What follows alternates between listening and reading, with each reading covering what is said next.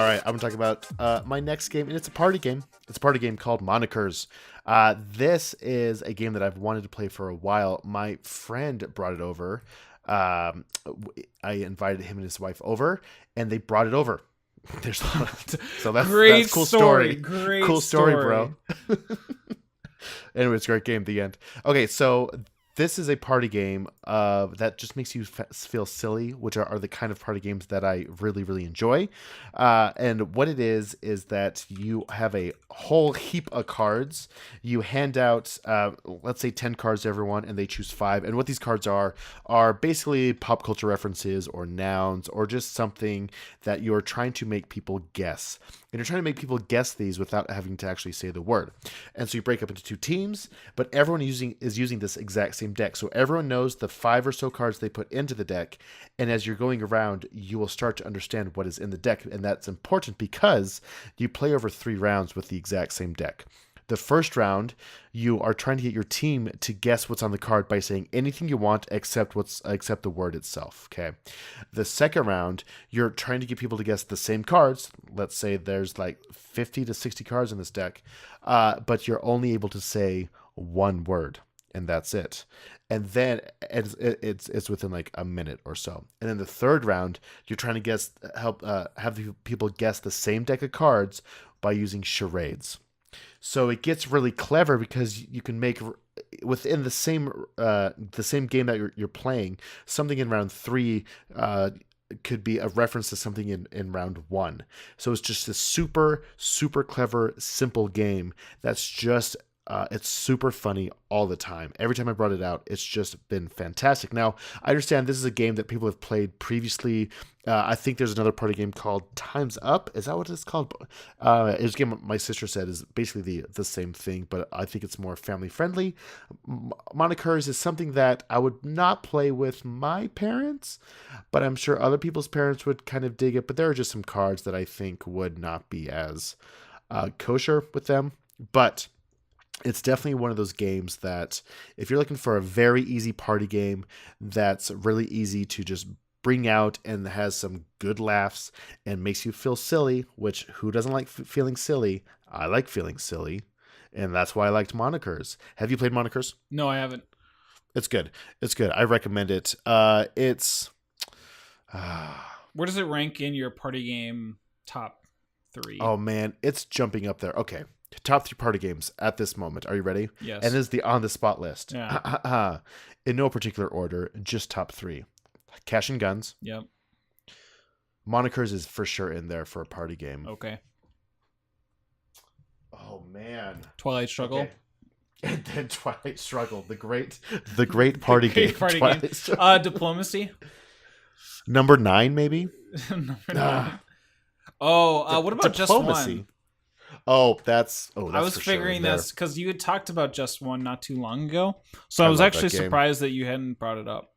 Yeah, I think that's a good one too. So Just One, Cash and Guns, Monikers. See, what's weird to me is like Cash and Gun. Like, would you play Cash and Guns with your family? Oh, 100%. Right. So hold on a second. So you're saying that you would rather have your family point fake guns at each other versus playing a game of Monikers that might have some naughty words in it? 100%. Okay. I would point my gun at anyone. It's a foam gun, and I ain't proud. I guess so. It's the closest thing I have to a real gun. I so, and it's not really that bad. It's not like Cards Against Humanity is bad for my parents. Yes, it is. Cards Against Humanity is terrible as far as no. I'm saying Monikers is not as bad as Cards Against Humanity. Oh, I see. Yeah. Got it. Oh, Codenames is also great. Someone mentioned Codenames. Man, there are so many good party games out there. I would replace. Nope, I would just make a top 4. Codenames is in my top 4. Oh my God. It's not replacing anything. I'm good at lists. What's for me, Secret Hitler is there. And it's just one retheme away from, because some people don't play it because of the Secret Hitler thing, which I completely understand. Because they don't like secrets? Just kidding. No, that's also good. No, I totally understand why people sometimes would just rather not play Secret Hitler. Like, I totally understand and get it. I get it. And I've seen people make a really great like Harry Potter themed one. That's cool. Yeah, and that's a good really idea. Fun. But the whole concept of Secret Hitler, I think, in terms of like electing two people and having them pass, their decrees and stuff, is just I was able to play with my family aside from just that horrible person and just have a I think Secret Hitler is my favorite of that style of game. Like who is what role? What's that called? Hidden role games. Yeah, that's it. As someone said, Decrypto. Fun story. We actually played Decrypto the same night we played Monikers. Decrypto is a fantastic game as well. Boom. It's a game where I always forget how to play it, and it's always really confusing until you start playing it. Yeah. But it is great. Have you played it at all? I played one game of Decrypto, and it was with another couple that lives next door to us, and I was explaining it, and it really didn't go over all that well. But as soon as like that first game ended, I think we got the sense of like, okay, this is how this works. And then, but then they had to like go afterwards. They weren't really interested in wanting to do that. But it's one of those games that I think you need to kind of get a game or two of it in, and then the competition really starts. Yep. But Decrypto to me, I think is pretty cool. Yeah. Okay, so there's my top 6 party games. How dare you expand out my fake thing? Yeah, I don't know either. Tell us more about Decrypto. How does Decrypto work? Okay, so Decrypto is... All right, so it's going to sound confusing, but you have 2 teams, a black team and a white team, and each team has 4 code words that are facing them, okay? The white team cannot see the black team's word and vice versa. Now, every round, someone on your own team is going to be the encoder, and they are going to pull a card that has a sequence of 3 numbers numbered 1 through 4. So it could be 231, 421, anything like that. That encoder is trying to get their own team to guess that code, and they do that by putting words down. By putting down 3 words that correlate to the secret words that their team can see. Over the course, though, these clues are public, okay? So over the course of time, the opposing team is going to try to steal or decrypt that code from the other team. Yep. So if they do that twice, that team wins. If the team does not get the encoder's code correct 2 times, then their team loses as well. Yeah. So you're keeping a track of what the codes are and trying to find themes along the four different code words, and you can start to decipher what those codes are. And so you're trying to, as the encoder, give clues that aren't too specific, but that can help them guess.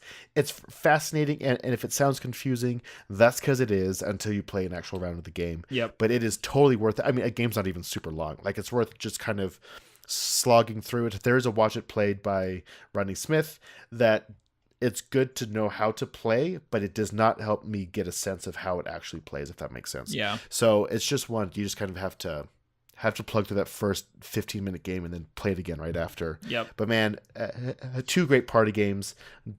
I would for sure say that they're in my top 7 games of all time. Top 7 party games. We'll just fill out the last 3. Okay, sure. Diplomacy, Imperial Assault. That's not a party game. Those are not party games. I mean, hey, you can make anything a party game if you really want to be. That's true. Click Clack Lumberjack.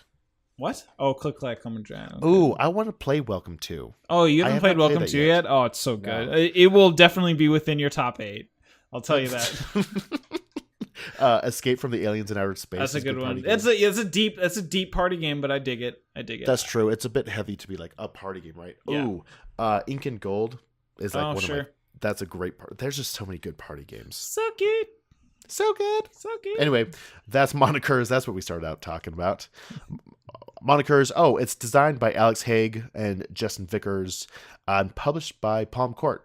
I think they. Oh yes, yeah. It was originally a Kickstarter, and they've kickstarted a bunch of expansions, and they always go gangbusters. And you can find it on Amazon. I think they sell it themselves through Amazon for full retail. And it comes in and out of print, but it does get reprinted often. It's in print right now. Yeah, it's definitely in print now because I picked it up at the store. Like I literally picked it up and almost bought it and put it back down because I had sold a bunch of board games like 2 weekends ago, and it was like I'm at the point again now with my collection where it feels good. Like it feels to have a nice, good kind of culled collection. I'm looking over here and I still see some games that I still need to get rid of, but in any case, I get it. Yeah, I get it. Yeah. But did that go well then? Did you sell enough, as many as you wanted? Except those few? Yeah. It went really well. I sold about like probably 60%. And I'm just throwing percentages out there. Like I have no like data to back any of this up, but I sold at least over half of the collection that I brought, and then I sold like another 4 or 5 games afterwards, and so now I'm just left with another handful that I'll eventually get rid of. So sweet. Yeah. What games are left? So Fate of the Elder Gods I bought because I was like in that Cthulhu theme and I was digging it, and now I'm not digging it anymore. Yeah. But I open it up and it just looks awesome. It's just like it has really great production values, and I kind of want to give it a shot at least. Is it a round board? Yeah. Yeah. Right, I remember that one. Yep. I have Buffy the Vampire Slayer by Jasco. Also a round board. Just kidding. I have no idea. Yeah, no, it's not. It's actually like Arkham Horror 2nd Edition Light, I would say. Oh, interesting. Yeah, it's I mean, I think it's great for the Venn diagram of people who love Buffy and people who love Arkham Horror or I don't know. You know, there's just a small sliver of people that Buffy the Vampire Slayer Jasco Edition would go under. Yeah, and that's it. And then like I'm debating back and forth on Rex. And here's why. So Rex I got for learning purposes or research purposes when we did the Peter Olotka interview. And then with the Dune reprint coming out would to me render Rex moot. And you know what? I think you're probably right. You know, you're probably right. And I mean, it's like, and no, a case could definitely be made in which both a world of Rex and a world of reprint Dune could exist. However, at the same time, like I have to be real here. Like, I would be lucky to get Rex out on the table sometime soon, and I just have this feeling that I'll get Dune reprint out faster than Rex. I just have that feeling, and it's like, I don't know. I feel bad, but I mean, and it's fine. I think Rex has run its course in the hobby. I mean, I love the game. It definitely served a purpose in my hobby history, and it's hard with that game because you need at least 5. Like 5 or 6 makes that a fantastic game. Yeah. But yeah, I'm really excited about that Dune reprint, and I really don't. If they're as close as everyone is saying, I've never played Dune, so I don't really know. But that's, yeah. I'll definitely be checking out the Dune reprint. Speaking of Jasco, are they the ones doing the hot Street Fighter miniatures game that I backed a year ago? Yeah, you tell me. Probably. Because I think Jasco does have their name attached to that kind of stuff, so it wouldn't surprise me. That sounds familiar too. I think we're still like a year out too. Are you serious? I'm still waiting for that. Oh yeah. It's too bad. It's fine. At least it's not the Mega Man board game. So Snap. Oh man. Snap, crackle. Okay. Anyways, that's Monikers. Bye. Just kidding. New game.